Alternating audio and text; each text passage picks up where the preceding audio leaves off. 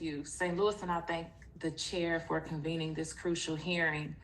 As I've listened to Reverend Shank's testimony, I've been thinking about the people who aren't dining with Supreme Court justices, who don't get to launch multi-million-dollar influence campaigns to strip away other people's freedoms, who don't have access to people in power, but who feel the pain of powerful decisions.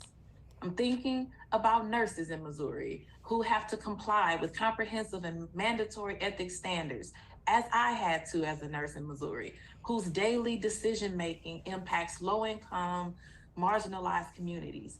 And I'm thinking about Black and brown women dealing with life-threatening complications because a lawless, unaccountable Supreme Court gutted our fundamental right to reproductive health care. So when we talk about the Supreme Court, we're talking about life or death issues, especially for Black families like those in St. Louis.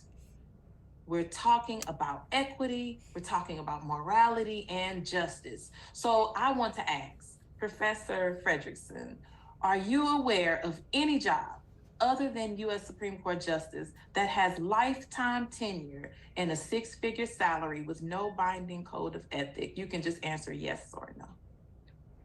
I am not aware, no. Thank you. Mr. Sherman, are you aware of any such job? Yes or no? I am not. Thank you. Thank you. Professor Frederickson, if Reverend Shank's allegations about this anti-abortion influence campaign and Justice Alito leaking the Hobby Lobby decision are true, should Justice Alito have recused himself in reproductive rights cases like Dobbs? I mean, I think we should really focus on the fact here that I want to keep this hearing as much as we can to the substance of this bill. I think we would have avoided any of these issues had the committee's interest and the interest of the committee in the past when Republican leaders moved forward on such legislation to actually have some ethics rules for the court that would constrain their acceptance of gifts, their acceptance of travel, and we wouldn't actually be in this situation. I agree with that, but should he, okay, but should he have recused himself though is the question. This can just be a yes or a no. Yes.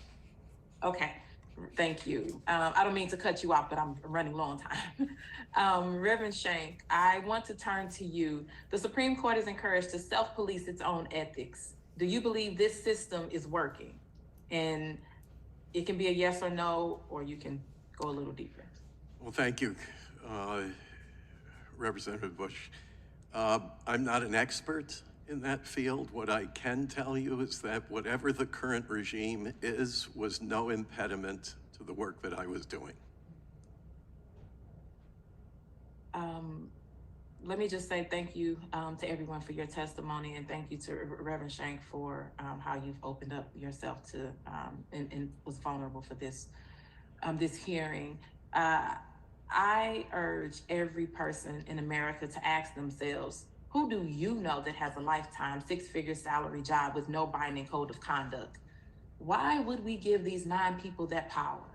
Supreme Court justices are human beings, just as fallible and corruptible as any other person, and they deserve to be held to the same standards. We absolutely need to pass Congressman Johnson's bill before the end of this year, but that is the bare minimum. Yes, we need to expose the corruption of right-wing, dark money lobbying campaigns like Operation High Court. But what about the moral corruption of justices themselves? How do we address credible allegations of sexual harassment and assault? Credible. Decades-long hostility to fundamental rights like voting and abortion, and a radical approach to the law that threatens to set us back decades and even centuries. We need to limit the power of the justices by expanding the court, instituting term limits, and stripping its ability to take away fundamental rights. Every day we do nothing about this rogue and dangerous institution is a day we are failing the people of St. Louis and people of this country. Thank you, and I yield back. Gentlelady yields back.